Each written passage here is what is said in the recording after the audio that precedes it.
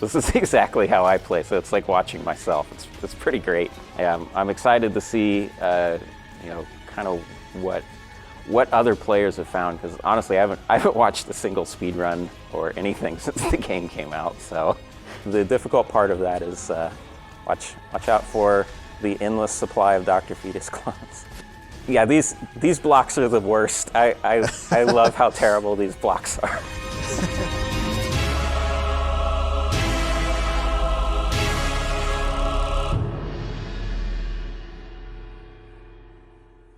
What is up, everyone? How's it going? My name is Mitchell Saltzman, and I am joined with Tommy Refenes, the creator of Super Meat Boy Forever, and we're going to be talking over and reacting to a speedrun of Super Meat Boy Forever. How you doing, Tommy?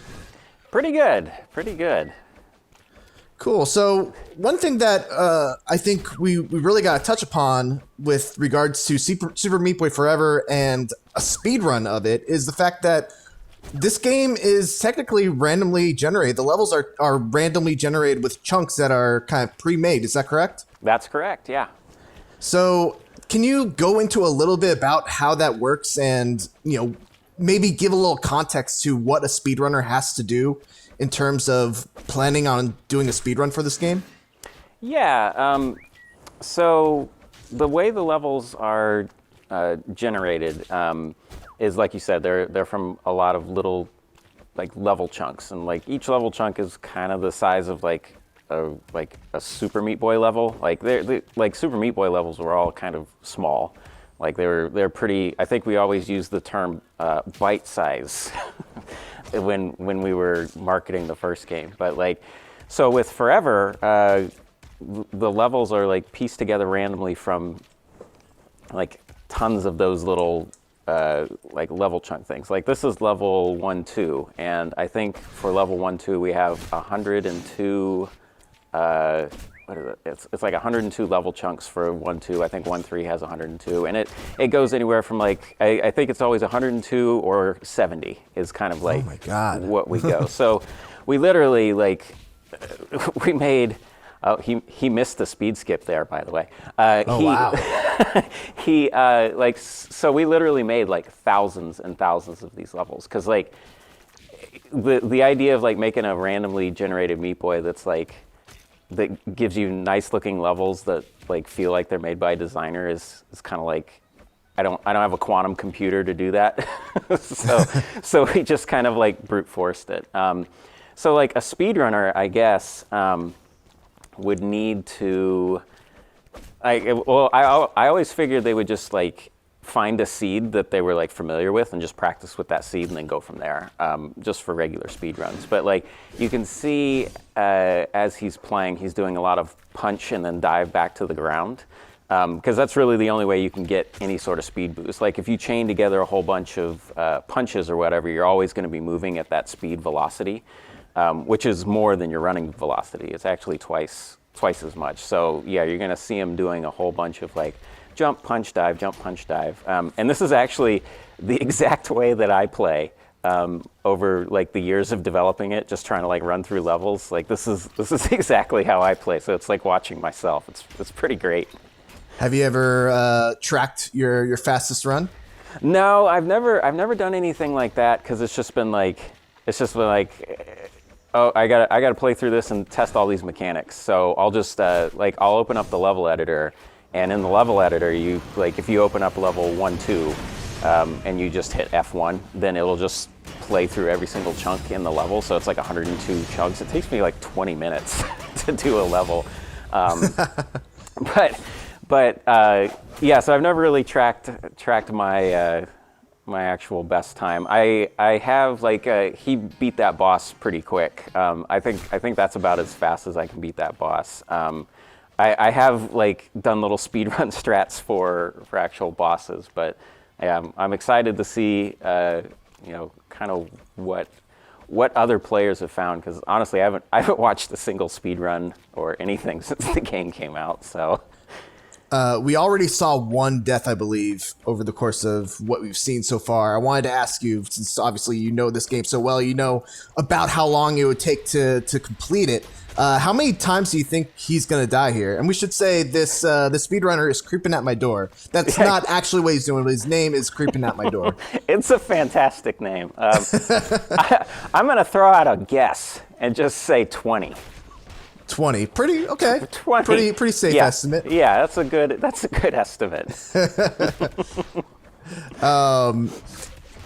One thing that I really enjoy about this speedrun is, you know, there's kind of like a spectrum of speedruns. You got, on one end, you have like Doom Eternal, where people just break that game and fly through walls and use like the railgun to give them momentum boosts, and they're done with a level in like 30 seconds. And then you have something like Super Meat Boy Forever, where it's real honest. Like, this guy is just playing this game really, really well.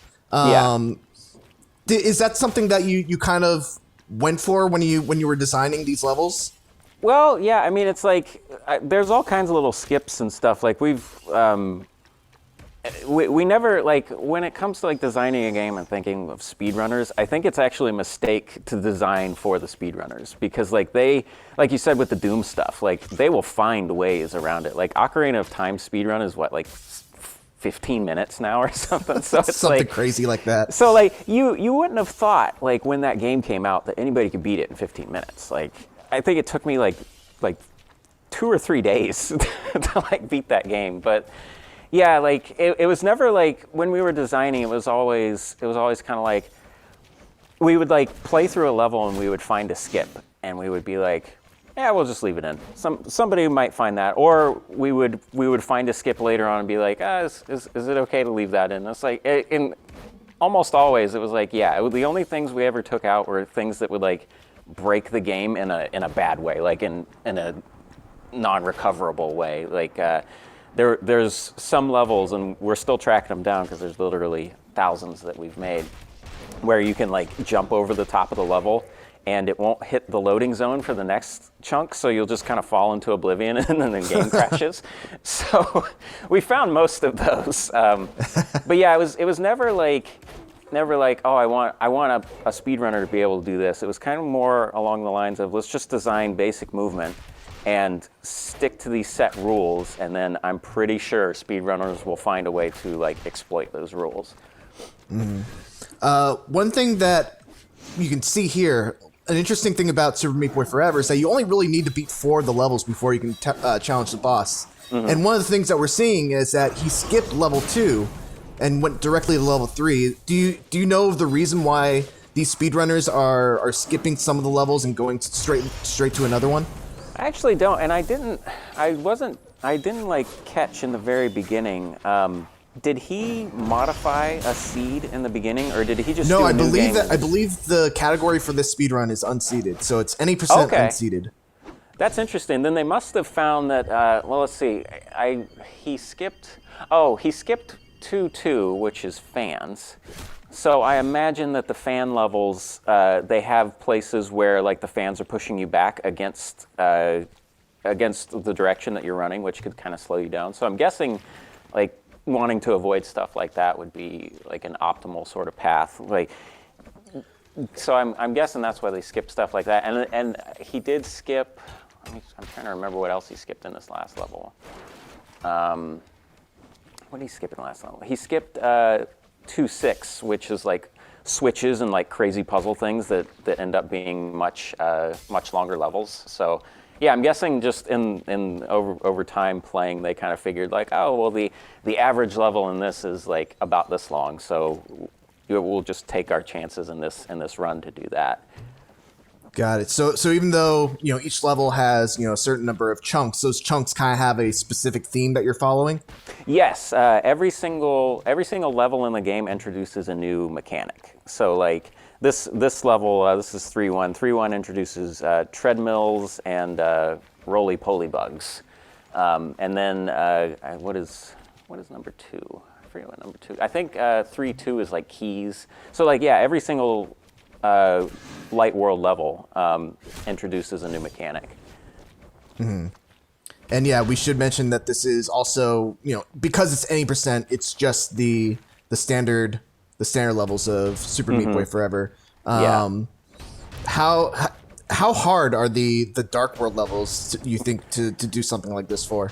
I think once you get to the point where you're like actually speedrunning it, like I think you can do the Dark World levels like technically as easy as you can do the Light World levels, because like when you're at that skill level, then it's just like, oh, I know how to react to this, oh, I know how to react to that. Like there's almost no surprises in like speed runs. Like people that speedrun stuff are like, oh yeah, you have to do this and you have to do that.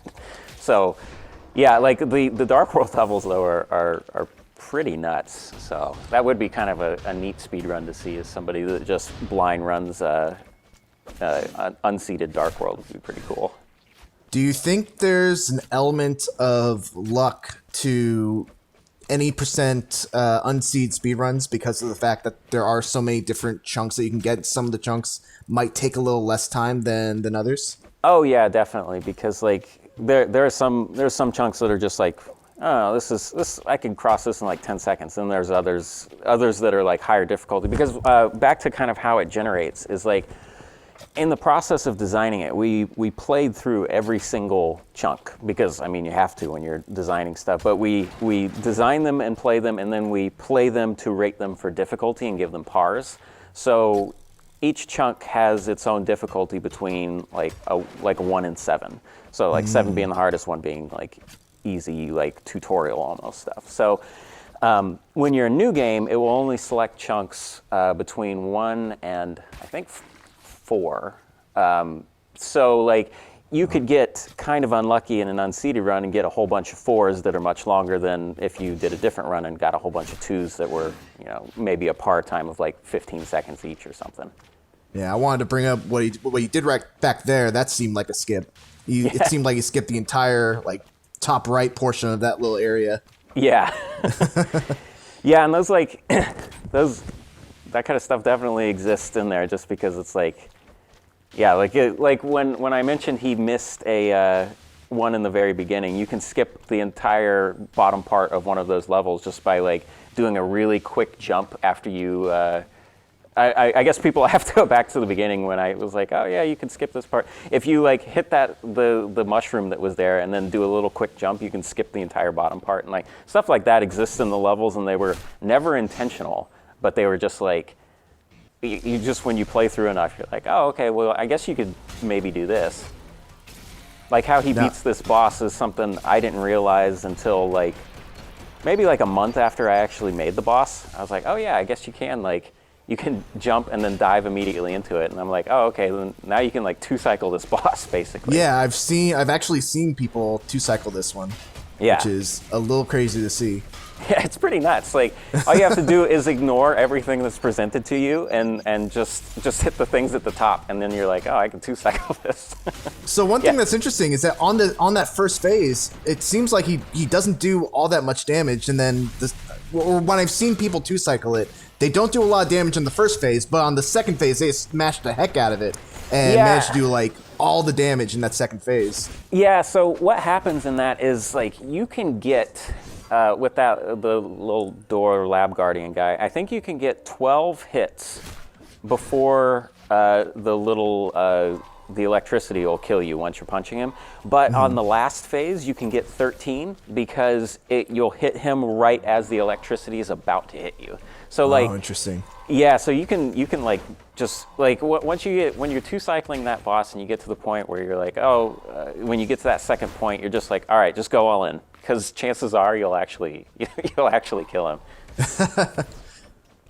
And what's this mechanic that we're seeing right here? So these are like the orbs, and like the orbs will kill you if they touch you, but if you punch them, they split, and then then they will kill you slowly. Like they rotate around 4 times and then you explode. But if you punch while you're in the influence of those, then you like shoot out like a little Hadouken that can break blocks and everything. So like, got it. He kind of ran through that, but a lot of the levels in 4 that are more difficult are like, punch the orb, and like here he's gonna punch the orb and then break those blocks. So a lot of them are like punch the orb, break the blocks. You know, it just gives you like with Forever he's always running and it's only 2 buttons. So we have like a lot of things that modify how he moves and how the player can like actually interact with the level.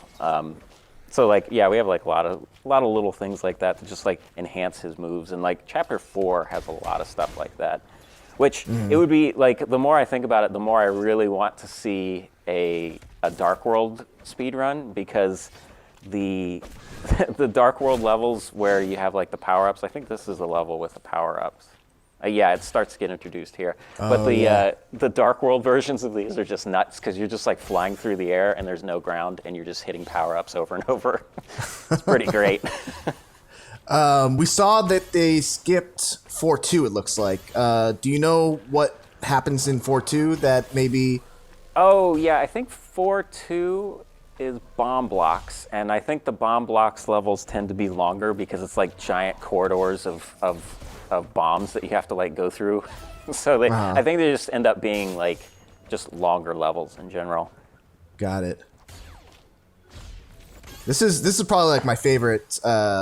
I don't know if gimmick is the right word, but gimmick of a level. Just the ability to, change the direction of your dash. Yeah, is really, really cool. Yeah, that was something we were messing with like really early on, because we were wanting ways to like, just kind of mix it up a little bit. And like the uppercut and the switchback are always like, oh, this you can do a lot with those. And we found that out with like. In especially like Dark World, but also Chapter 6, Dead Beef, which is like all of the weird glitchy stuff.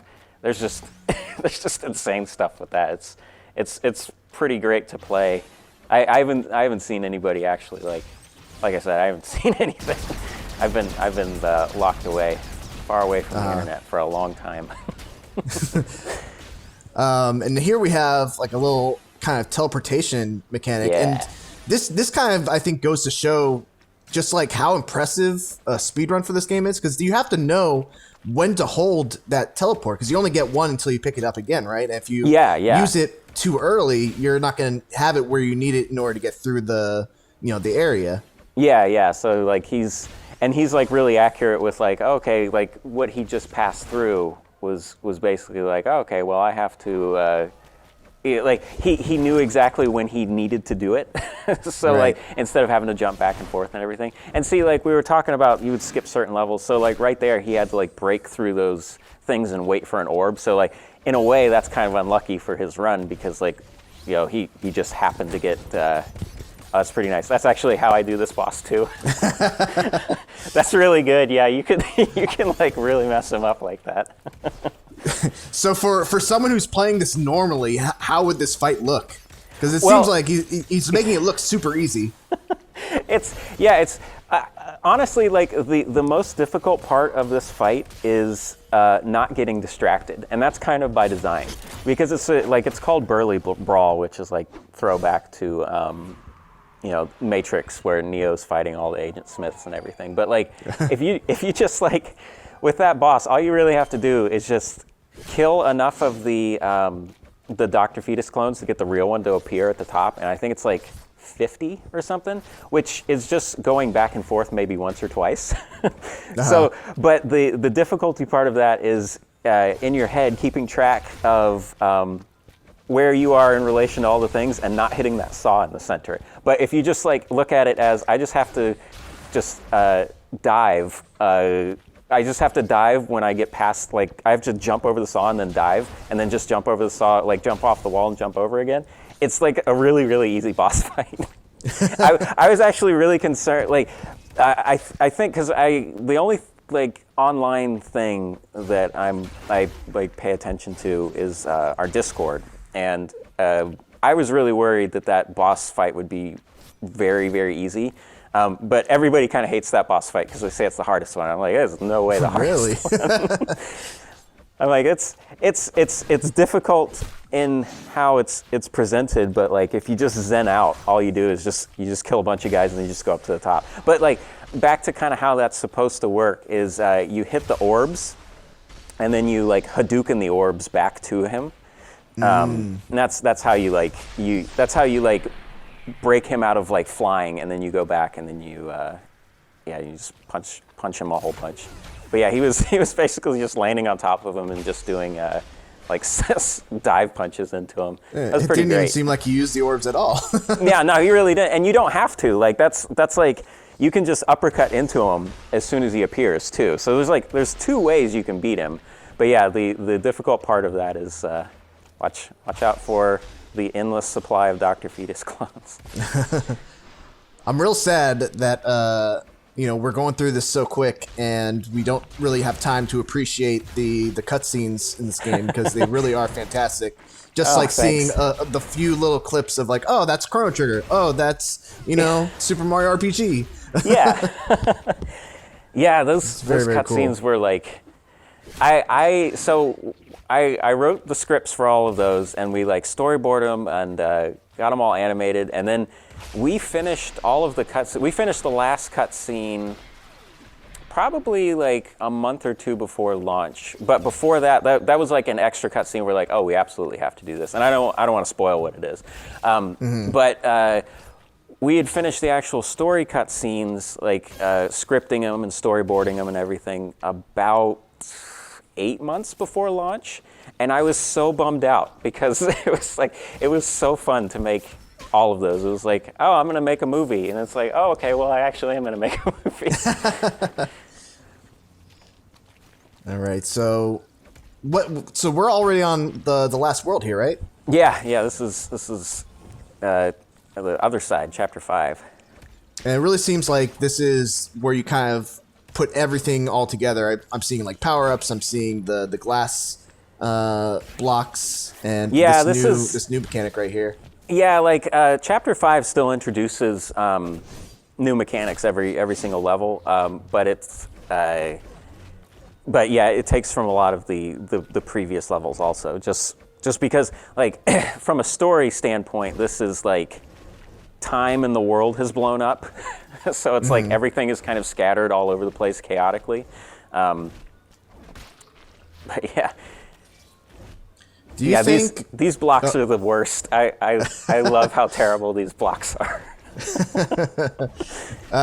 Do you think with the nature of the randomization of a unseeded run in Super Meat Boy Forever, do you think that will, or I should say, how long do you think it'll take for us to get a deathless like speed run for Super Meat Boy Forever? If it hasn't happened yet, I actually don't even know. I have no idea, but man, I know that the thing I know from speedrunners is like if there is some kind of obscure goal, somebody will do it. Like it's just how it happens. Like if there isn't one already, I guarantee there will be one soon because like yeah, it's fun. Like do you speedrun anything? Like do you No, ever like unfortunately, I'm a fan of speedruns, but I've tried occasionally to like spend the time it takes to learn a game, but I've never had the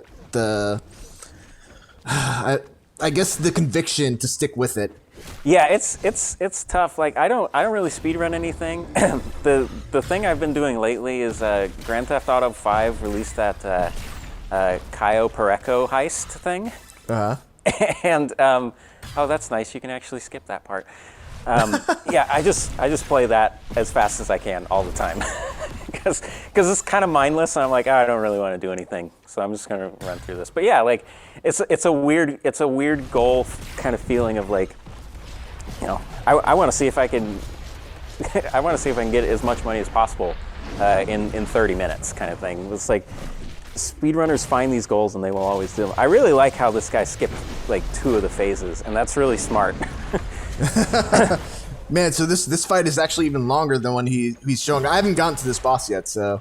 Yeah, like this is you trap the hands and then you smack them a whole bunch. But yeah, he's that's exactly how that's exactly how I killed that last hand, because you can do punch and dive at the same time, and you can just like cycle back and forth and do a whole bunch of hits. But he skipped the 2 first phases of the hand, so he had to do that.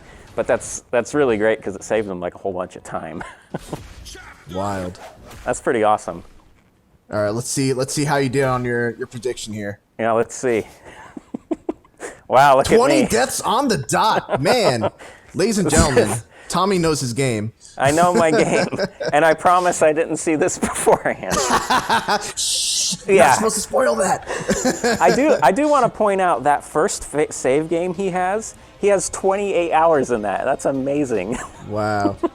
All right, well, ladies and gentlemen, that is Devs React to Super Meat Boy Forever. Tommy, thank you so much for joining us. This has been a ton of fun. Yeah, thanks for having me.